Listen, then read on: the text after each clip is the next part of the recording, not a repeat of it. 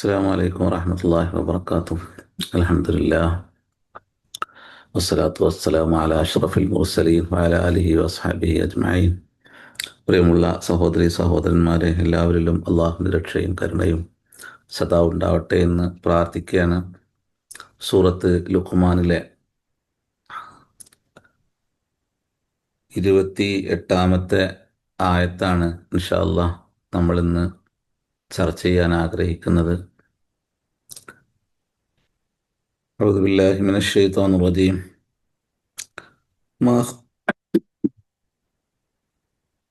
മാ ഖൽഖുക്കും വലാ ബഅസുക്കും ഇല്ലാ കനഫ്സിൻ വാഹിദ ഇന്നല്ലാഹ സമീഉൻ ബസീർ. മാ ഖൽഖുക്കും, നിങ്ങളുടെ സൃഷ്ടിപ്പ്, വലാ ബഅസുക്കും, നിങ്ങളുടെ ഉയർത്തെഴുന്നേൽപ്പ്, ഇല്ലാ കനഫ്സിൻ വാഹിദ, അത് ഒരു ദേഹത്തെപ്പോലെ മാത്രമാണ്. ഇന്നല്ലാഹ സമീഉൻ ബസീർ, അള്ളാഹു എല്ലാം കേൾക്കുന്നവനും അള്ളാഹു എല്ലാം കാണുന്നവനാണ്. അപ്പോൾ നിങ്ങളുടെ സൃഷ്ടിപ്പോ നിങ്ങളുടെ ഉയർത്തെഴുന്നേൽപ്പോ അള്ളാഹ്ക്ക് പ്രയാസമുള്ളൊരു സംഗതിയൊന്നുമല്ല. അത് ഒരു ദേഹത്തെ, ഒരു വസ്തുവിനെ എങ്ങനെയാണോ അള്ളാഹു സൃഷ്ടിക്കുന്നത്, അത്ര ലളിതമായൊരു സംഗതിയാണ് സൃഷ്ടിപ്പും അതിനുശേഷമുള്ള മരണവും ഉയർത്തെഴുന്നേൽപ്പും എന്ന് അള്ളാഹു കുറേ വിഷയങ്ങൾ പറഞ്ഞു വന്നതിന് ശേഷം അള്ളാഹു നമ്മളെ ബോധ്യപ്പെടുത്തുകയാണ്. അപ്പം നിങ്ങളെ സൃഷ്ടിപ്പോ അല്ലെങ്കിൽ ഉയർത്തെഴുന്നേൽപ്പോ അള്ളാഹ്ക്ക് പ്രയാസമുള്ളൊരു സംഗതിയല്ല. അപ്പോൾ ഈ സംഭവം അള്ളാഹു പറയുന്നത് നമ്മൾ കുറച്ച് ദിവസങ്ങളായി പറഞ്ഞു പോകുന്ന കുറേ കാര്യങ്ങൾ സൂറത്ത് ലുഖ്മാനിൽ ഒന്നിന് പിറകെ ഒന്നായി അള്ളാഹു ധാരാളം വിഷയങ്ങളെ പറഞ്ഞു വന്ന് അവസാനം മനുഷ്യൻ്റെ തർക്കത്തെക്കുറിച്ച്, വിതർക്കത്തെക്കുറിച്ച്, അതുപോലെ തന്നെ അവന് തെളിവില്ലാതെയുള്ള അവൻ്റെ സംസാരങ്ങളെക്കുറിച്ച്, അവനോട് അള്ളാഹുവിൻ്റെ നിയമസംവിധാനങ്ങളെ പിൻപറ്റണമെന്ന് പറഞ്ഞാൽ അവന് ഞാൻ എൻ്റെ പിതാമഹന്മാരെ പിൻപറ്റുമെന്ന് പറയുന്ന വാദം മുന്നിൽ വെച്ച് നിയമസംവിധാനങ്ങളിൽ നിന്ന് രക്ഷപ്പെടാനുള്ള അവൻ്റെ ത്വര, അതെല്ലാം പറഞ്ഞു വന്ന് അള്ളാഹു ഒരു മുഹ്സിനാകേണ്ടതിൻ്റെ ആവശ്യകതയെക്കുറിച്ച് അള്ളാഹു പിന്നീട് പറയുകയും വഹീനെ പൂർണ്ണമായി പിൻപറ്റി അതിനെ മുറുകെ പിടിച്ച് ജീവിക്കുന്ന മനുഷ്യരാണ് രക്ഷപ്രാപിക്കുന്നവരെന്നും കാര്യങ്ങളെല്ലാം അള്ളാഹുവിലേക്കാണ്, അവനാണ് എല്ലാത്തിൻ്റെയും അവസാനം കുറിക്കുന്നതും എല്ലാം അറിയുന്നവനും അവനാണെന്ന് അള്ളാഹു പറഞ്ഞു വെക്കുകയും പിന്നീട് പ്രവാചകനോട് ഇത്തരം നിലപാട് സ്വീകരിക്കുന്ന മനുഷ്യരെക്കുറിച്ച് പ്രവാചകരെ അങ്ങ് ദുഃഖിക്കേണ്ട ആവശ്യമൊന്നുമില്ല, അവരുടെ മടക്കം എന്നിലേക്കാണ്, അവരെക്കുറിച്ച് നാം അവർക്ക് ബോധ്യപ്പെടുത്തി കൊടുക്കും, മനുഷ്യൻ്റെ ഹൃദയത്തുടിപ്പിനെ അറിയുന്നവനാണ് അള്ളാഹു, ഭൗതിക ലോക ജീവിതം വളരെ നൈമിഷികമായ ഒന്നാണെന്നും പിന്നെ അവരെ വേദനയേറിയ ശിക്ഷയിലേക്ക് നാം നയിക്കുമെന്നും പ്രവാചകനെ ബോധ്യപ്പെടുത്തുന്നു. ഇങ്ങനെയെല്ലാം മനുഷ്യന് നിലപാടുകൾ സ്വീകരിക്കുന്നവനാണെങ്കിലും അവൻ്റെ പ്രകൃതം പൂർണ്ണാർത്ഥത്തിൽ പ്രപഞ്ച സൃഷ്ടാവായ നാഥനെ സമ്മതിക്കുന്ന ഒന്നാണെന്ന് പിന്നീട് അള്ളാഹു പറയാണ്. അള്ളാഹിൻ്റെ സൃഷ്ടിപ്പിലെ അദ്ഭുതത്തെ, അള്ളാഹു എങ്ങനെയാണ് ഒരു വസ്തുവിനെ സംവിധാനിച്ച് അവൻ്റെ നാമത്തെ അവൻ്റെ ഹൃദയബോധത്തിൽ എങ്ങനെയാണ് അള്ളാഹു കൊത്തിവെച്ചിരിക്കുന്നത് എന്ന് വീണ്ടും അള്ളാഹു എടുത്തു പറഞ്ഞ് അള്ളാഹു അവനെ തന്നെ സ്തുതിക്കേണ്ടതിൻ്റെ ഖുലിൽ ഹംദുലില്ലാ ബൽ അക്സറുഹും ലാ യഅലമൂൻ എന്ന് അത് കേൾക്കുന്ന മനുഷ്യനെ കൊണ്ട് പറയിപ്പിച്ച് അള്ളാഹുവിനാണ് ആകാശഭൂമികളിലുള്ള സർവ്വതും, അള്ളാഹു ഏറെ ഐശ്വര്യവാനും സ്തുത്യർഹനുമാണ്. പിന്നെ അത് കഴിഞ്ഞ് അള്ളാഹുവിൻ്റെ നാമങ്ങളെ, അള്ളാഹുവിൻ്റെ വചനവിശേഷണങ്ങളെ, അള്ളാഹുവിൻ്റെ സൃഷ്ടിപ്പിൻ്റെ അപാരതയെ, അതിൻ്റെ അഗാധതയെ മനുഷ്യന് എണ്ണിത്തിട്ടപ്പെടുത്താൻ പറ്റൂല എന്നും, അതിനുവേണ്ടി ഭൂമിയിലെ പ്രപഞ്ചത്തിലെ എല്ലാ വൃക്ഷങ്ങളും പേനകളാക്കുകയും സമുദ്രങ്ങളെ അവന് ഇഷ്ടപ്പെടുന്ന അത്ര ഇരട്ടിയാക്കി അതിനെ മഷികളാക്കി, അതുകൊണ്ട് അവൻ അള്ളാഹുവിൻ്റെ കെലിമാത്തുകളെ എഴുതി തുടങ്ങിയാൽ അവന് അത് പൂർണ്ണമാക്കാൻ കഴിയില്ല എന്നും, അതിനപ്പുറവും അള്ളാഹുവിൻ്റെ നാമങ്ങൾ എണ്ണിത്തിട്ടപ്പെടുത്താൻ കഴിയാത്തത്ര നിലകൊള്ളുന്നതുമാണ് എന്ന് അള്ളാഹു പറഞ്ഞു വെക്കുകയാണ്. അപ്പോൾ മനുഷ്യൻ്റെ അള്ളാഹുവിൻ്റെ നിർദ്ദേശങ്ങളിൽ നിന്ന് ഒളിച്ചോടുന്ന ത്വരയെ ഇതിൻ്റെ ഇടയിൽ അള്ളാഹു പറഞ്ഞു വെക്കുന്നുണ്ട്. എല്ലാത്തിനും കാരണം അവൻ്റെ അടിസ്ഥാന ജീവിത സത്യത്തെ നിഷേധിക്കുന്നു എന്നുള്ളതാണ്. ഖുർആന് അതുകൊണ്ട് തന്നെ മരണാനന്തര ജീവിതത്തെക്കുറിച്ച് ധാരാളം പറഞ്ഞു പോകുന്നുണ്ട്. അമ്പിയാക്കന്മാരെ കുറിച്ച് വിശുദ്ധ ഖുർആൻ പറയുന്നിടത്തെല്ലാം തന്നെ അവർ ആ ഒരു മേഖല ഏറ്റവും കൂടുതൽ കൈകാര്യം ചെയ്തു പോകുന്നതായിട്ട് നമുക്ക് കാണാൻ പറ്റും.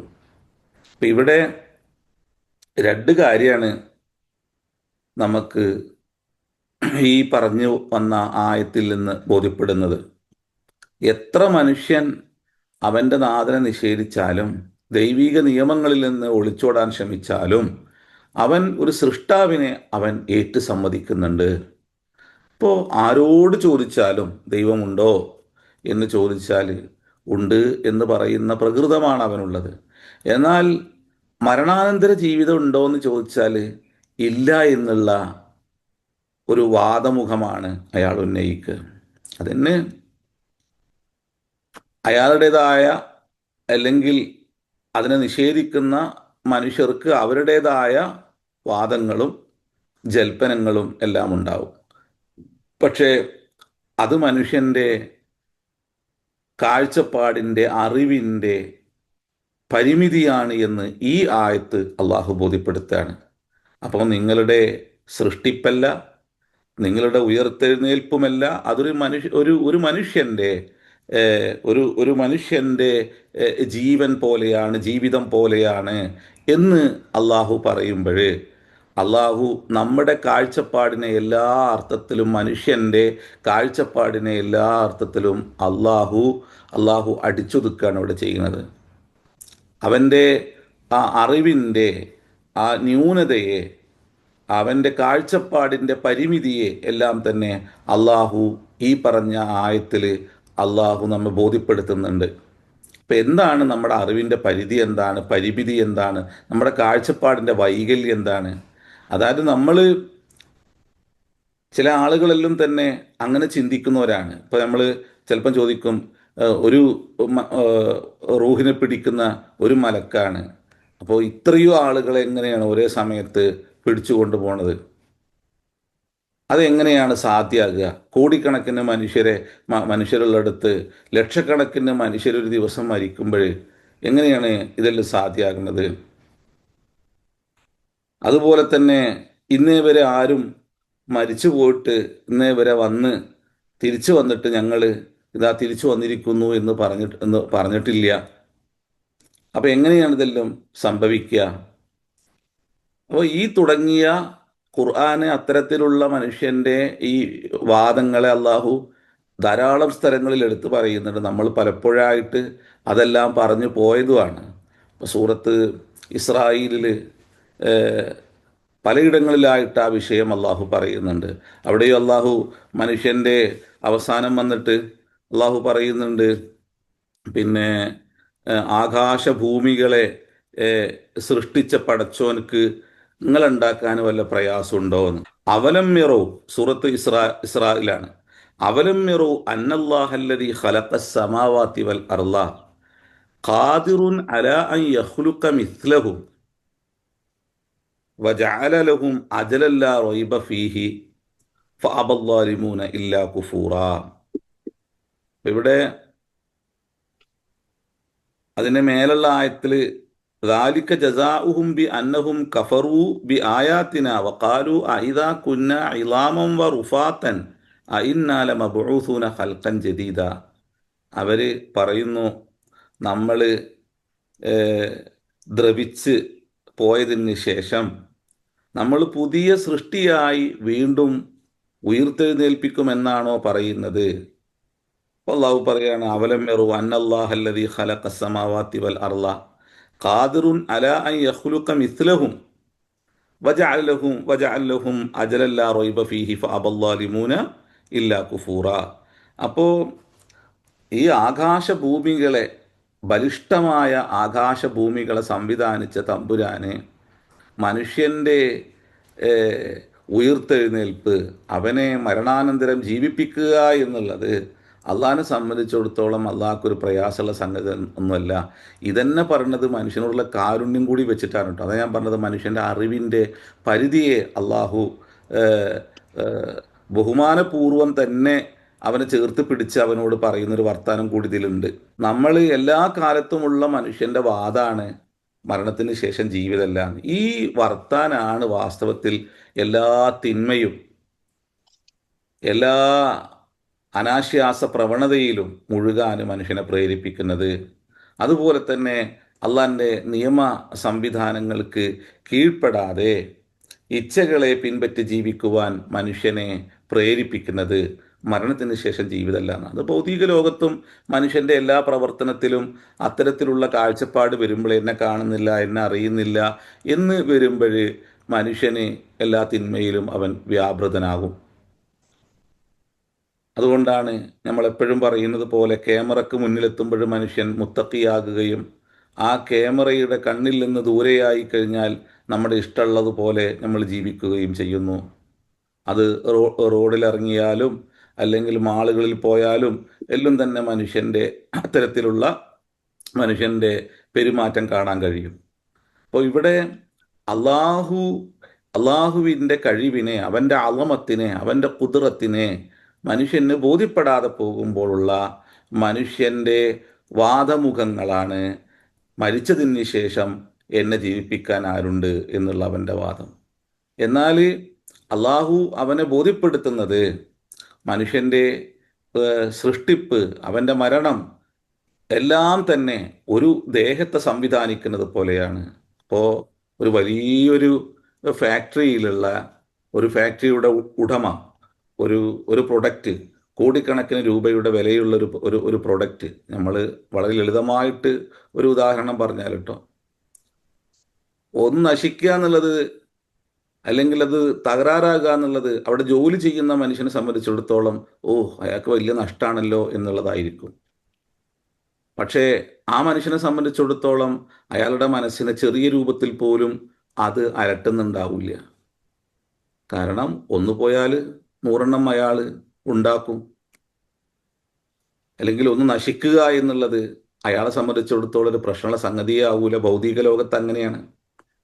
അപ്പോൾ മനുഷ്യനെന്ന സൃഷ്ടിയുടെ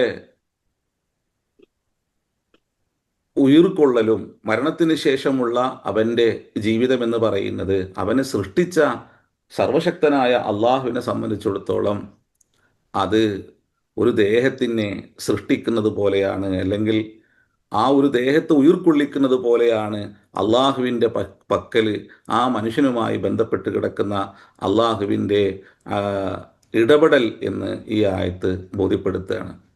അപ്പോൾ പ്രവാചകന്മാരെല്ലാവരും തന്നെ, ലോകത്ത് കടന്നുപോയ എല്ലാ പ്രവാചകന്മാരും ഇപ്പോഴും മനുഷ്യ കുടുംബത്തോട് പറഞ്ഞുകൊണ്ടിരിക്കുന്ന ഒരു വിഷയമാണ് മരണാനന്തര ജീവിതം എന്നുള്ളത്. ആ വിഷയം ബോധ്യപ്പെടുന്ന ഒരു വ്യക്തിക്ക് മാത്രമേ ജീവിതത്തിൽ പടച്ച തമ്പുരാൻ്റെ നിയമങ്ങളെ പൂർണ്ണാർത്ഥത്തിൽ പിൻപറ്റി ജീവിക്കാൻ കഴിയുള്ളൂ. അത് ബോധ്യപ്പെടാതെ പോകുന്നിടത്തെല്ലാം തന്നെ അവന് ഏറെ നിയമങ്ങളെ ലംഘിച്ചും അവൻ്റെ ഇച്ഛകളെ പിൻപറ്റിയും സമൂഹത്തിൽ കുഴപ്പങ്ങൾ സൃഷ്ടിച്ചും കടന്നു പോകുന്നവനായിരിക്കും. ഇപ്പം കഴിഞ്ഞ ആഴ്ച നമ്മൾ അള്ളാഹുവിൻ്റെ കരാറിനെ കുറിച്ച് നമ്മൾ പറഞ്ഞല്ലോ. അപ്പോൾ കരാറ് ലംഘിക്കുന്ന മനുഷ്യനെ സംബന്ധിച്ചിടത്തോളം ആഖിറത്തെ ഭയമുള്ള ഒരാളാണെങ്കിൽ ഒരിക്കലും അവൻ ഒരു സമൂഹത്തോട് ചെയ്യുന്ന കരാറിനെ അവൻ ലംഘിക്കാൻ കഴിയില്ല. കാരണം അവിടെയും ഇപ്പോൾ സൂറത്തു നഹ്ലിൽ കരാറുമായി ബന്ധപ്പെട്ട് പറഞ്ഞു പോകുന്നിടത്ത് ആ വിഷയത്തെ അള്ളാഹു ആഖിറവുമായിട്ട് ബന്ധിപ്പിക്കുന്നുണ്ട്. അതുപോലെ തന്നെ ഏത് വിഷയത്തെയും അള്ളാഹു ആഖിറവുമായിട്ട് ബന്ധിക്കുന്നത് കാണാൻ പറ്റും. നബി സല്ലല്ലാഹു അലൈഹി വസല്ലമ തങ്ങൾ എല്ലാ വിഷയത്തെയും, മനുഷ്യ ജീവിതത്തിൻ്റെ എല്ലാ ഓരോ അനക്കങ്ങളെയും, അവൻ്റെ ഉണർവിനെയും, അവൻ്റെ ജീവിതത്തിൻ്റെ ഇടപെടുന്ന എല്ലാ മേഖലകളെയും ഇതുപോലെ ആഖിറവുമായിട്ട് ബന്ധിപ്പിക്കുന്നത് കാണാൻ പറ്റും. പറഞ്ഞു തുടങ്ങുന്നത് തന്നെ മൻകാന യുഅ്മിനു ബില്ലാഹി വൽ യൗമിൽ ആഖിർ എന്ന് പറഞ്ഞുകൊണ്ട് പല വിഷയങ്ങളെയും റസൂലുള്ള ചേർത്ത് വെക്കുന്നത് കാണാൻ പറ്റും. മൻകാന യുഅ്മിനു ബില്ലാഹി വൽ യൗമിൽ ആഖിരി ഫല്യസിൽ റഹിമഹു, കുടുംബ ബന്ധത്തെ അവർ പരിപാലിച്ചു കൊള്ളട്ടെ. മൻകാന യുഅ്മിനു ബില്ലാഹി വൽ യൗമിൽ ആഖിരി ഫല്യസിൽ റഹിമഹു, മൻകാന യുഅ്മിനു ബില്ലാഹി വൽ യൗമിൽ ആഖിരി ഫല്യുക്രിം ദൈഫഹു, മൻകാന യുഅ്മിനു ബില്ലാഹി വൽ യൗമിൽ ആഖിരി ഫല്യുക്രിം ജാറഹു, വരുന്ന അതിഥികളെ ആദരിച്ചു കൊള്ളട്ടെ, അയൽക്കാരനെ ആദരിച്ചു കൊള്ളട്ടെ. ഇങ്ങനെ തുടങ്ങിയിട്ട് എല്ലാ വിഷയങ്ങളെയും ഇങ്ങനെ യൗമുൽ ഖിയാമയുമായിട്ട് ബന്ധിപ്പിക്കുന്നത് കാണാൻ പറ്റും. നമ്മുടെ ജീവിതത്തിൻ്റെ ഒരു പ്രഭാതത്തിലുള്ള നമ്മൾ എഴുന്നേൽപ്പ്, അതിനുശേഷമുള്ള നമ്മുടെ ഓരോ ഇടപെടലിലുമുള്ള പ്രാർത്ഥനകളിൽ എല്ലാം തന്നെ മരണാനന്തര ജീവിതത്തെ അള്ളാഹു ചേർത്ത് വെക്കുന്നത് കാണാൻ പറ്റും. നബി സല്ലല്ലാഹു അലൈഹി വസല്ലമ തങ്ങൾ പഠിപ്പിക്കുന്നത് കാണാൻ പറ്റും. അപ്പോൾ സത്യവിശ്വാസിയുടെ ഏറ്റവും വലിയ, പടച്ചോന് കീഴ്പ്പെടുക എന്ന് പറഞ്ഞാൽ തന്നെ നാളെ അവൻ്റെ സന്നിധിയിൽ ഞാൻ എത്തുന്നവനാണെന്നും എൻ്റെ ജീവിതം ചോദ്യം ചെയ്യപ്പെടുന്നതാണ് എന്നുമുള്ള ഗാഢമായ ബോധ്യം, വിശ്വാസം എന്ന് നമ്മൾ പറയുന്നതിനപ്പുറം ബോധ്യമുണ്ടാകുന്നിടത്താണ് ഒരു മനുഷ്യൻ പൂർണ്ണാർത്ഥത്തിലുള്ള ഒരു മുഅ്മിനായിട്ട് മാറുന്നത്. അത് നിഷേധിക്കുന്നിടങ്ങളിലെല്ലാം തന്നെ ആ ഒരു വൃത്തത്തിൽ നിന്ന് നമ്മൾ പുറത്തു പോകുകയും ചെയ്യും. മുഅ്മിനാകുക എന്ന് പറയുന്ന വൃത്തത്തിൽ നിന്ന് നമ്മൾ പുറത്തു പോകുകയും ചെയ്യും. അപ്പോൾ ഈ ഒരു വിഷയത്തെ മനുഷ്യ കുടുംബത്തിന് മുമ്പിൽ പ്രവാചകന്മാർ അവതരിപ്പിക്കുന്നത് അത് അവനെ ഭയപ്പെടുത്തുവാൻ വേണ്ടിയല്ല. ചില ആളുകൾക്കെല്ലാം ഇന്ന് മനുഷ്യനെ ഭയപ്പെടുത്തിക്കൊണ്ട് എന്താക്കുന്നു, അവനെ കൊണ്ട് പലതും ചെയ്യിപ്പിക്കുന്നു എന്ന് പറയുന്ന ഒരു വാദമുഖമുണ്ട് പുതിയ ലോകത്തും പഴയ ലോകത്തു നിന്ന് കുറച്ചും കൂടി കൂടുതലാണത്. നിരീശ്വരവാദ കൂട്ടങ്ങളിൽ നിരന്തരം പറയുന്ന വർത്താനാണ് മനുഷ്യനെ ഭയപ്പെടുത്തിയിട്ട് ഓനെക്കൊണ്ട് പലതും ചെയ്യിപ്പിക്കുകയാണ്. ഇല്ലാത്ത ഒന്ന്, കാണാത്ത ഒന്ന്, അറിയാത്ത ഒന്ന്, ഉണ്ടാവാത്ത ഒന്ന് പറഞ്ഞ് മനുഷ്യനെ ഭയപ്പെടുത്തി ഇത്തരത്തിലുള്ള കർമ്മങ്ങൾ മനുഷ്യനെ കൊണ്ട് ചെയ്യിപ്പിക്കുന്നു. വാസ്തവത്തിൽ നമ്മൾ പറഞ്ഞതുപോലെ മനുഷ്യൻ്റെ ഈ ഒരു ദുർബലമായ ജ്ഞാനത്തെ, ദുർബലമായ അറിവിനെ ഇവിടെ അള്ളാഹു പൊളിക്കുകയാണ് ഈ ആയത്തിൽ അള്ളാഹു ചെയ്യുന്നത്. അങ്ങനെ ഇതൊന്നും ഭയപ്പെടുത്തിക്കൊണ്ടുള്ള സംഗതിയല്ല. ചിലതെല്ലാം ഭയപ്പെടുത്തി മനുഷ്യനെ ശരിയാക്കേണ്ടതുണ്ട്. അങ്ങനെയാണല്ലോ നമ്മൾ ചില ധർമ്മങ്ങൾ അനുഷ്ഠിക്കുവാൻ, ചില കർമ്മങ്ങൾ ചെയ്യാൻ മാതാപിതാക്കൾ കുട്ടികളെ പേടിപ്പിക്കാറില്ലേ? ആ പേടിപ്പിക്കുന്നത് ആ കുട്ടിക്ക് തന്നെ ഭാവിയിൽ ഉപകാരമാവുന്ന ഒന്നാണെന്ന് കണ്ടതുകൊണ്ടാണല്ലോ. അല്ലെങ്കിൽ അവനത് ജീവിതത്തിൽ വലിയ നന്മയായി മാറും എന്ന് മുൻകൂട്ടി കണ്ടുകൊണ്ടാണ് അത്തരത്തിലുള്ള പേടിപ്പെടുത്തലുകൾ മാതാപിതാക്കൾ നടത്തുന്നത്. അധ്യാപകന്മാർ കുട്ടികളെ പേടിപ്പിക്കുമ്പോൾ അത് അവരുടെ തന്നെ ഭാവിക്ക് വേണ്ടിയുള്ളതാണ്. അപ്പം ഇതേപോലെ പടച്ച തമ്പുരാനെ അവൻ്റെ ജീവിതവും മരണവുമെല്ലാം തന്നെ അള്ളാഹിനെ സംബന്ധിച്ചിടത്തോളം ഒരു വ്യക്തിയെ സൃഷ്ടിക്കുന്നത് പോലെയാണെന്നും, അല്ലെങ്കിൽ ഒരു ശ്വാസം അവന് ശ്വസിക്കുന്നത് പോലെ, പുറത്തേക്ക് വിടുന്നത് പോലെയുള്ള ഒരു സമയത്തിൻ്റെ ഉള്ളിൽ സംഭവിക്കുന്ന ഒന്നാണെന്നുമുള്ള ഒരു വ്യാഖ്യാനവും ഈ ആയത്തിനെ വെച്ചുകൊണ്ട് ഇമാം ത്വബരി നടത്തുന്നുണ്ട്. കനഫസിം വാഹിദ എന്ന് അദ്ദേഹം പറയുന്നുണ്ട്. അത് ഒരു ചെറിയ നിമിഷം കൊണ്ട് മാത്രം അള്ളാഹ്ക്ക് സാധ്യമാക്കാൻ പറ്റുന്ന ഒന്നാണ്. ചെറിയൊരു നിമിഷം കൊണ്ട്. ഇപ്പം ഇവിടെ കനഫ്സിം വാഹിദ എന്നുള്ള ആ ഒരു ഭാഗത്തെ വ്യാഖ്യാനിക്കുന്നിടത്ത് നമ്മൾ മുൻപ് പറഞ്ഞു പോയിട്ടുണ്ട് അതെല്ലാം തന്നെ. അതുകൊണ്ട് ഞാൻ വീണ്ടും അത് ആവർത്തിക്കണ്ടല്ലോ എന്ന് വെച്ചിട്ടാണ്. അതായത് നമ്മൾ കുറേ ആയത്തുകളിൽ എന്തുകൊണ്ട് കലീൽ എന്ന വാക്ക് അള്ളാഹു ഉപയോഗിക്കുന്നു, ഇത്തരം വിഷയങ്ങളെ കൈകാര്യം ചെയ്യുന്നിടത്ത് ഖലീൽ എന്ന വാക്ക് പറഞ്ഞു പോകുന്നുണ്ട്. ഉദാഹരണമായിട്ട് നിങ്ങളെ അള്ളാഹു യൗമ യദുഊക്കും ഫതസ്തജീബൂന ബിഹംദിഹി വതളുന്നൂന ഇല്ലബിസ്തും ഇല്ലാ ഖലീല. യൗമ യദുഊക്കും, അള്ളാഹു നിങ്ങളെ അന്ന് ഖബറിൽ നിന്ന് വിളിക്കുന്ന സമയം, നിങ്ങളെ വിത്തിൽ നിന്ന് അള്ളാഹു നിങ്ങളെ ഉയിർക്കൊള്ളിക്കുന്ന സമയം. യൗമ യദുഊക്കും ഫതസ്തജീബൂന ബിഹംദിഹി, അള്ളാഹുവിനെ സ്തുതിച്ചുകൊണ്ട് നിങ്ങൾ ഉത്തരം ചെയ്യും. വതളുന്നൂന ഇല്ലബിസ്തും ഇല്ലാ ഖലീല, അപ്പം നിങ്ങൾ വളരെ ചെറിയൊരു നിമിഷം മാത്രമേ ഭൂമിയിൽ ജീവിച്ചിട്ടുള്ളൂ എന്ന് നിങ്ങൾ അറിയും. കം ലബിസ്തും ഫിൽ അർളി അദദ സിനീൻ ഇൽ ലബിസ്തും ഇല്ലാ ഖലീല. അപ്പൊ ഈ ഖലീൽ എന്ന വാക്ക് അത് ഒരു സെക്കൻഡിന്റെ ചെറിയൊരു അംശം കൊണ്ട് സംഭവിക്കുന്ന ഒന്നാണ് എന്നുള്ളതാണ്. നിങ്ങൾ എത്ര വർഷമാണ് ഭൂമിയിൽ ജീവിച്ചത്? കം ലബിസ്തും ഫിൽ അർളി അദദ സിനീൻ, എത്ര വർഷം ജീവിച്ചു? അപ്പൊ ഇൽ ലബിസ്തും ഇല്ലാ ഖലീല, നിങ്ങൾ ചെറിയൊരു സമയം മാത്രമേ നിങ്ങൾ ജീവിച്ചിട്ടുള്ളൂ. ചെറിയ സമയം, സെക്കൻഡ് മാത്രമേ, ലഹ്ലത്ത് മാത്രമേ നിങ്ങളെ ജീവിതം ഈ ഭൂമിയിൽ ഉണ്ടായിട്ടുള്ളൂ. അപ്പോൾ മനുഷ്യൻ്റെ ഇത്തരത്തിലുള്ള വാദങ്ങൾക്ക് ഈ പറഞ്ഞ ആയത്തിലൂടെ അള്ളാഹു ബോധ്യപ്പെടുത്തുന്നത് സമയം ആപേക്ഷികമാണ് എന്നുള്ളൊരു വലിയൊരു സത്യത്തെയാണ്. സമയം ആപേക്ഷികമാണ്.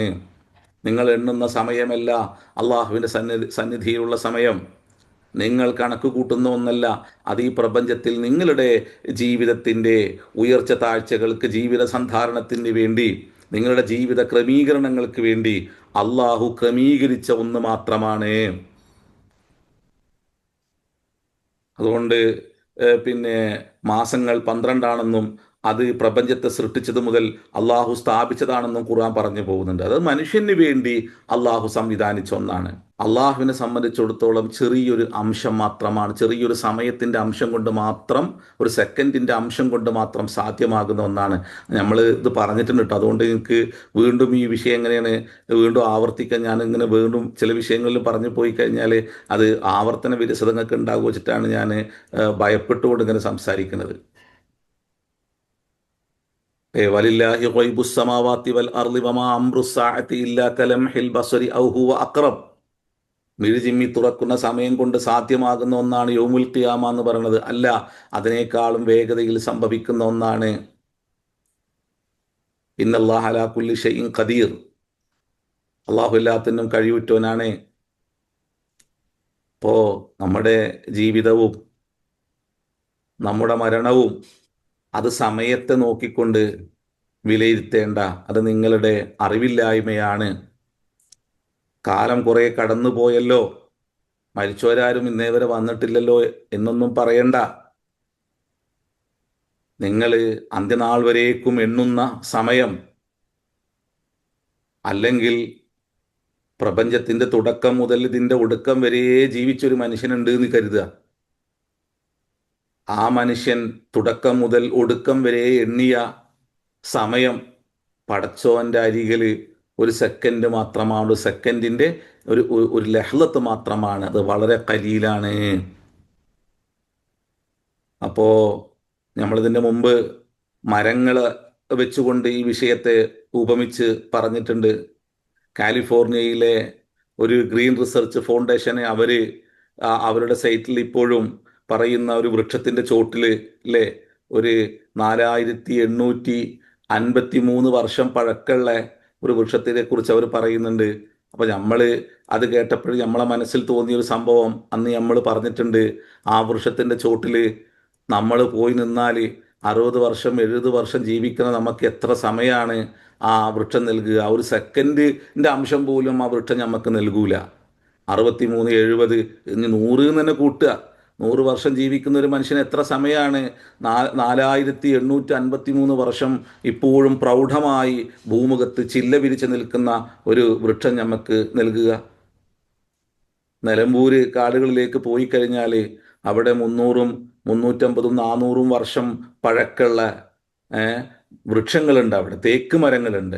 ആ തേക്കിന്റെ ചോട്ടിൽ പോയി നിന്ന് കഴിഞ്ഞാൽ നമുക്ക് തേക്ക് എത്ര സമയമാണ് നൽകുക? അപ്പോൾ പ്രപഞ്ചത്തിൽ തന്നെ അള്ളാഹു അവന്റെ മറ്റു സൃഷ്ടികളെ നമുക്ക് മുമ്പിൽ അള്ളാഹു ദീർഘായുസ് നൽകിക്കൊണ്ട് ഇത്തരത്തിലുള്ള ചിന്തകളെ പകരുന്നുണ്ട്. ഇമാം ഷഅറാവി ഈ രൂപത്തിൽ തന്നെ ഈ വിഷയത്തെ പറഞ്ഞു പോകുന്നുണ്ട്. അള്ളാഹു മനുഷ്യനോട് കാണിക്കുന്ന ഒരു കാരുണ്യം എന്താണെന്നറിയോ? ഈ ഭൂമിയിൽ അവന്റെ ആയുസ് വളരെ ചെറുതാണ്. എന്നാൽ അവന് ഖിദ്മത്ത് ചെയ്യുന്ന, അവന് സേവ ചെയ്യുന്ന, അതിനായി അള്ളാഹു സൃഷ്ടിച്ച പലതിൻ്റെയും ആയുസ് നമുക്ക് ഇന്നും തിട്ടപ്പെടുത്താൻ കഴിയാത്ത ഒന്നായി തുടർന്നുകൊണ്ടിരിക്കുന്നുണ്ട്. വയനാട്ടിൽ നിങ്ങൾ പോയി കഴിഞ്ഞാൽ തേയിലത്തോട്ടങ്ങൾ കാണാൻ പറ്റും. എത്രയോ കാലം മുമ്പ് നട്ടതാണ്. അത് നുള്ളിക്കൊണ്ടേയിരിക്കുകയാണ്. ഓരോ ചെടിയുടെ മുകളിലും കൈവച്ച മനുഷ്യരെല്ലാവരും അവിടെ മരിച്ചുപോയി. അവരെ തലമുറകൾ, 2-3 തലമുറകൾ അവരുടെ ഉമ്മമാരും ഉപ്പമാരിൽ നിന്ന് ഉള്ളിയ ആ ചെടിയുടെ മുകളിൽ വീണ്ടും അവർ കൈവച്ച് പോവുകയാണ്. അതിപ്പോഴും പ്രൗഢമായിട്ട് നിൽക്കുകയാണ്. ഇമാം ഷഅറാവി പറയുന്നുണ്ട്, അള്ളാഹു മനുഷ്യനെ ഖിദ്മത്ത് ചെയ്യുവാൻ, അവൻ്റെ ജീവിതത്തിന് വേണ്ടി അതിനെ പുഷ്ടിപ്പെടുത്തുവാൻ, അതിനെ മനോഹരമാക്കുവാൻ അവന് വേണ്ടി പ്രപഞ്ചത്തിൽ സംവിധാനിച്ച വസ്തുക്കൾക്ക് അവനേക്കാളും ഇരട്ടി ആയുസ് നൽകിയിരിക്കുന്നു. എന്നാൽ ഈ ജീവികളെയും വസ്തുക്കളെയും എല്ലാം തന്നെ മറികടന്ന് അന്ത്യനാളിൽ ഇതിനൊന്നുമില്ലാത്ത ആയുസ്സിനെ, മരിക്കാത്ത ഒരു അവസ്ഥയിലേക്ക് പിന്നീട് മനുഷ്യനെ അള്ളാഹു കൊണ്ടുപോകുന്നു. ഇവിടെ ഭൗതിക ലോകത്ത്, ഭൂമുഖത്ത് അവന് ചെറിയ ആയുസ് നൽകി, അവൻ കൈകാര്യം ചെയ്യുന്ന വസ്തുക്കൾക്ക് ദീർഘായുസ് നൽകി മനുഷ്യനെ വേഗം കൊണ്ടുപോയി. ഇനി ആ വസ്തുക്കൾക്കൊന്നുമില്ലാത്ത സൗഭാഗ്യങ്ങളും മരണമില്ലാത്ത അവസ്ഥയും ഇതിനപ്പുറമുള്ള ലോകത്ത് അള്ളാഹു അവന് സമ്മാനിച്ചിരിക്കുന്നു, കരുതി വച്ചിരിക്കുന്നു എന്ന്. ഈ ആയത്ത് നമ്മെ ബോധ്യപ്പെടുത്തുന്നത് അള്ളാഹുവിൻ്റെ ആളമത്താണ്, അള്ളാഹുവിൻ്റെ മഹാശക്തിയെക്കുറിച്ചാണ്. ഈ രൂപത്തിൽ ചിന്തിക്കുവാൻ ഈ ആയത്ത് നമ്മളെ പ്രേരിപ്പിക്കുന്നുണ്ട്. സമയം എണ്ണുമ്പോൾ അത് ഭൗതിക ലോകത്ത് അള്ളാഹു എൻ്റെ ജീവിതത്തെ ക്രമീകരിക്കുവാൻ വേണ്ടി മാത്രം സമ്മാനിച്ച, ക്രമീകരിച്ച, ചിട്ടപ്പെടുത്തിയ ഒന്നാണ് എന്നുള്ള ബോധം നിരന്തരം ഉണ്ടാവേണ്ടതിൻ്റെ ആവശ്യകതയെ ഇത് ബോധ്യപ്പെടുത്തുന്നുണ്ട്. അതുപോലെ തന്നെ പടച്ചതമ്പുരാൻ്റെ സൃഷ്ടികളിലേക്ക് നോക്കിയിട്ട് ഇമാം ഷഅറാവി വിശദീകരിക്കുന്നത് പോലെ, വ്യാഖ്യാനിക്കുന്നത് പോലെ ആ ഒരു മഹാലോകത്തെ നന്നായി മനസ്സിലാക്കിയിട്ട് അതിനു വേണ്ടി ഒരുങ്ങുവാൻ, അന്ന് ആ സുഭിക്ഷമായ ഏറ്റവും നല്ല ജീവിതത്തിലേക്ക് എത്തിപ്പെടാനുള്ള സുഹൃതങ്ങൾ അനുഷ്ഠിക്കേണ്ടതിൻ്റെ ആവശ്യകതയെ ഈ ആയത്ത് ബോധ്യപ്പെടുത്തുന്നുണ്ട്. എല്ലാം നന്നായി ചിന്തിക്കുവാനുള്ള, നന്നായി ഗാഢമായി അറിഞ്ഞ് മനസ്സിലാക്കി പ്രയോഗവൽക്കരിക്കുവാനുള്ള വലിയ പാഠം ഈ ഒരു ചെറിയൊരു ആയത്ത് നമുക്ക് നൽകുന്നുണ്ട്. അപ്പോൾ അള്ളാഹു നമ്മളെ അനുഗ്രഹിക്കട്ടെ. അള്ളാഹു ഈ രൂപത്തിൽ ചിന്തിക്കുവാനും പഠിക്കുവാനും എല്ലാം തന്നെ അള്ളാഹു നമ്മൾക്ക് എല്ലാ കഴിവും എല്ലാ ശേഷിയും അള്ളാഹു പകരട്ടെ.